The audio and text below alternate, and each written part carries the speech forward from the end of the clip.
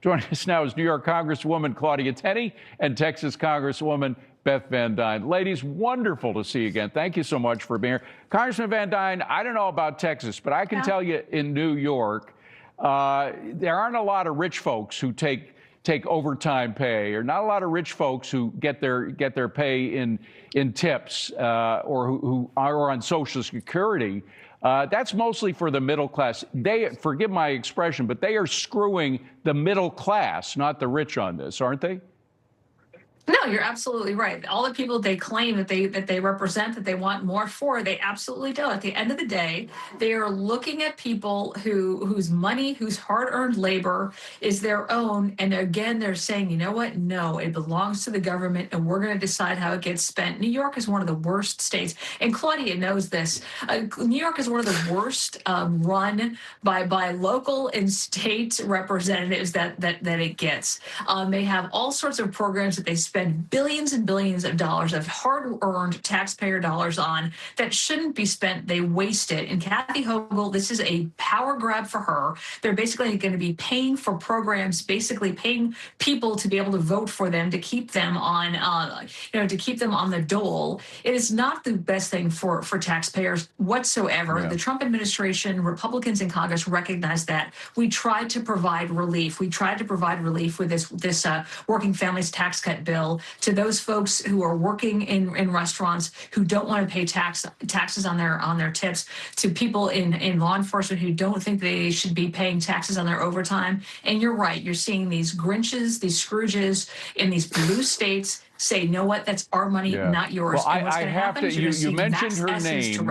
I have to bring in Claudia here. Claudia Tenney has been doing yeoman's work in pushing back on all those people in New York who were making these horrible decisions to screw the middle class. Again, I can't find another expression for it, Claudia. But what's worse, Claudia, is that your New York fellow, I say fellow Congresswoman, but she's not a fellow in very much, AOC, she's always bragging about how she used to be a bartender. Bartenders depend on tips. If she cared one twit about the bartenders that she's always so bragging that she was a part of, she wouldn't be screwing them the way she is.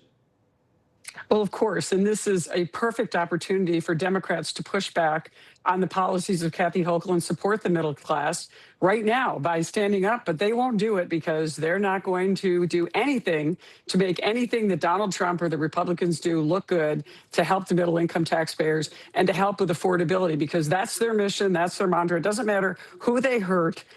They are just sinister in their intent. And I think it's always so funny. You have me on contrasted with the free state of Texas and New York, and Beth and I trying to fight these battles off and how to make New York more like Texas and Florida. And it's really interesting, but they don't care. They just, it's all about destroying Trump and destroying the Republicans and getting power.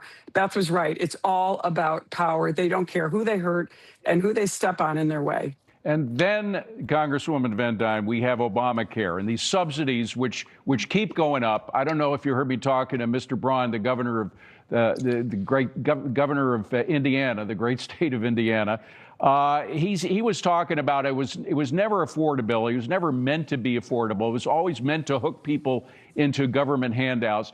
There's some Republicans who think that they can cut a deal with Democrats about extending those Obamacare subsidies a little longer, at least through the midterms. Are you part of that small group, or are you trying to talk them out of that?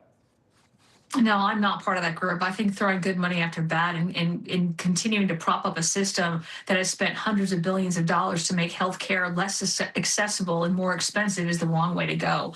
I'm going to be working with Speaker Johnson and with colleagues in Ways and Means like Claudia to actually get people a way to be able to pay for health care that prioritizes what they want, allows more competition in the market, and takes away dollars that are not being spent on health care but are being spent just to be able to prop up health insurance companies. I think that's where we need to go, whether or not it's looking at healthcare plans where people can go, like in Rand Paul's bill, where you can go to Costco and you can buy health insurance. You don't have to go through an employer, would allow more competition by increasing the amount of money that you have in HSAs before taxes is another way to go. Mm-hmm. But we've got to put money back into the hands of the actual patients and not out of the hands of the health insurance companies. It's our money. We've got to get the middlemen out of there. Finally, Claudia, The shutdown, the possibility of a shutdown. We don't have much time, about 30 seconds, but are we going to have another one? I think that's all that Democrats think they have now as leverage. They came out and admitted such with the first shutdown a couple of months ago.